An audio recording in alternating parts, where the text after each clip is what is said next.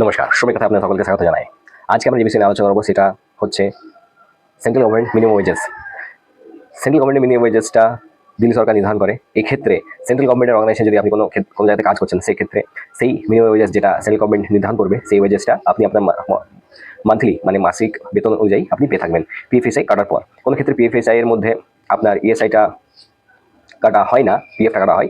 এই ক্ষেত্রে যদি আপনার যে মান্থলি যে স্যালারি যদি 21,000 টাকা ক্রস করে যায়, যেটা কিনা সিলিং লিমিট ধার্য করা হয়েছে ministry of labour and employment Bharat সরকার দ্বারা।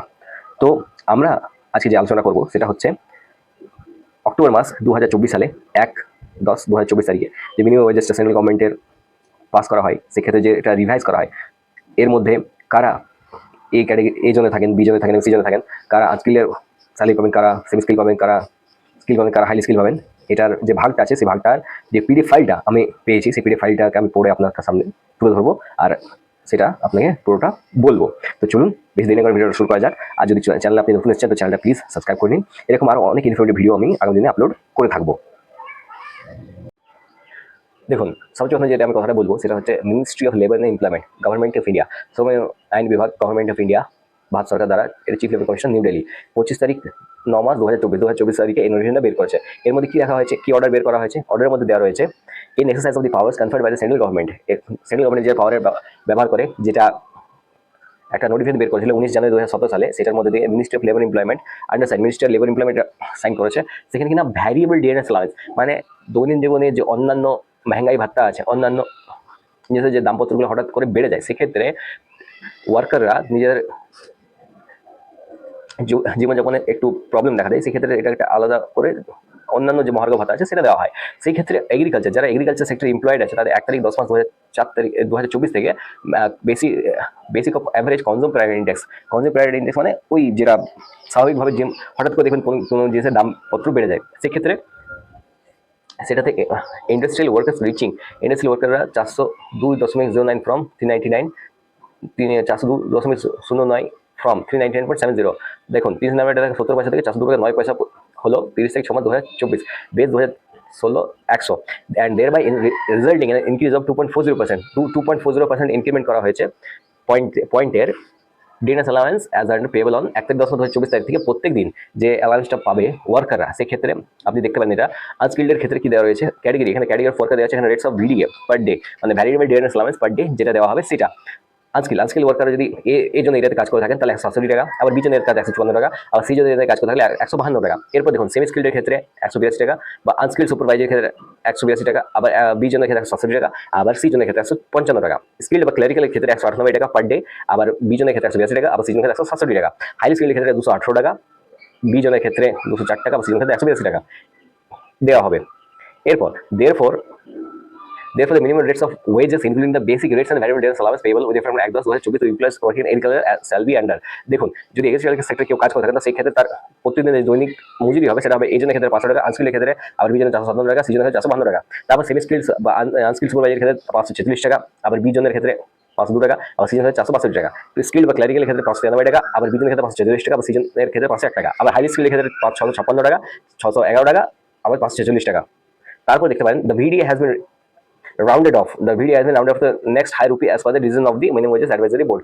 রাউন্ড অফ মানে মনে করুন কারোর 12 টাকা 50 পয়সা, সেটাকে পুরোপুরি 13 টাকায় ধরা হবে। The classification of workers under different categories will be same as part 1 of the notification। The classification of workers under different categories will be same as part 1 of the notification, whereas the classification of cities will be same as in the part 2 of the notification dated on। দেখুন এখানে যে ABC 3টি category দেওয়া আছে সেটা annexe 1 এ reference already দিয়ে দেওয়া হয়েছে, এইভাবে এটাকে ভাগ করা হবে। এরপর যেটা দেওয়া রয়েছে সেটা কিনা এখানে দেখতে পারেন আপনি 28 জুলাই 2017 যেটা নোটিফিকেশন বের করা হয়েছে, সেই ক্ষেত্রে এখানে যে জিনিসটা দেওয়া হয়েছে ভ্যারিয়েবল রেটস অফ, যেখানে মেন পয়েন্ট আছে সেই জায়গাটা বলে দিচ্ছি। Rates of variable DNS allowance employed in employments and gypsum mines যারা কাজ করছেন তাদের ক্ষেত্রে এখানে দেখুন নানান ধরনের মাইন্সের নাম দিয়েছে, যেমন gypsum mines, baryte mines, bauxite mines, manganese mines, china clay mines. এটা মাইন্সের ক্ষেত্রে যে দৈনিক যে ভিডিওটা হবে সেক্ষেত্রে এটা ভাগে ভাগ করা হয়েছে। একটা হচ্ছে অ্যাভব গ্রাউন্ড মানে জমির উপরে, আবার বিলো গ্রাউন্ড মানে মাটির নিচে যদি কেউ কাজ করে আজকে 170 টাকা। তারপর রয়েছে জমির নিচে যদি কেউ কাজ ভূমি নিচে, তো সেক্ষেত্রে সেটা রইবে 200। তারপর দেখুন সেমি স্কিল ক্ষেত্রে আনস্কিল সুপারভাইজার ক্ষেত্রে 218 টাকা, আবার বিলো গ্রাউন্ডে রয়েছে 260 টাকা, আবার স্কিল্ড বা ক্লারিক্যাল ক্ষেত্রে 260 টাকা, আবার আহ, আবার যদি মাটির নিচে কাজ হয় 302 টাকা, আবার 302 টাকা বা 337 টাকা, এইভাবে ভাগ করা হয়েছে।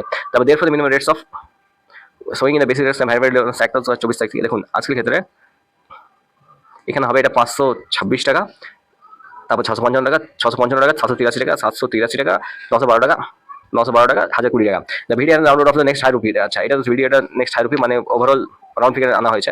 তারপর দেখুন এখানে যেটা দেওয়া রয়েছে সেটা দেওয়া রয়েছে maintenance of roads, construction, railways, construction or maintenance roads, runways, or in public operations, including laying down underground electric, wireless, radio, television, and telephone, telegraph, and overseas communication cables and similar underground cable box, electric wires, or water supply lines and sewage pipelines. যারা কাজ করছেন তাদের ক্ষেত্রে আপনি এখানে দেখতে পারেন maintenance মানে road runways, building operation including laying down মানে মাটির নিচে যখন কাজ হচ্ছে, ইলেকট্রিক তার বিছানো, তারপর ওয়্যারলেসের কাজ, রেডিওর কাজ, টেলিভিশন, টেলিফোন, টেলিগ্রাফ, তারপর কমিউনিকেশন যেমন কেবলসের কাজ, কোনো কাজ হয় আন্ডারগ্রাউন্ড কেবিলিং কাজ হয়, কোনো মাটি ক্রসে পাইপ বসানো হয় সেরকম, লাপার ওয়াটার সাপ্লাইয়ের কাজ হয়, সিওয়েজের কাজ হয়, নর্দমা বের করার। দেখুন এরপর যেটা এখানে দেওয়া রয়েছে সেটা হচ্ছে rates of video per day wise. এই জনের ক্ষেত্রে 260 টাকা, বিজন 218 টাকা, সিজন 176 টাকা, সেমি স্কিল্ড 289 টাকা, তার 250 টাকা, 204 টাকা, 370 টাকা, 290 টাকা, 250 টাকা, 342 টাকা, 370 টাকা, 290 টাকা। তারপর যেটা রয়েছে এখানে দেওয়া রয়েছে পেয়েবল যেটা রয়েছে 783 টাকা, 755, 526, 868, 739, 614, 954, 868, 739, 1035, 954, 868। ভিডি একদম রাউন্ডেড অফ মানে ওভারঅল একদম কাছাকাছি নিয়ে যাওয়া হয়েছে। এরপর দেখুন এরপর যেটা হচ্ছে সেন্ট্রাল গভর্নমেন্টের যে সেক্টর যিনি কাজ করছেন সেটা এটা টোটালি রেটস অফ ভিডিএ মানে ভ্যারিয়েবল ডেটা সারাউন্ডের উপরই বেস করা আছে।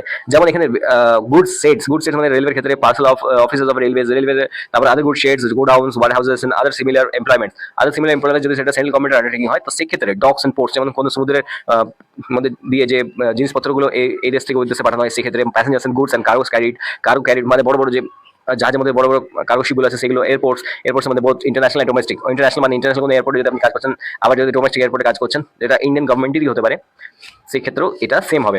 The minimum rates of wages দেখুন এখানে 260 টাকা এজন, তারপর 218 টাকা বিজন, সিজন 176 টাকা।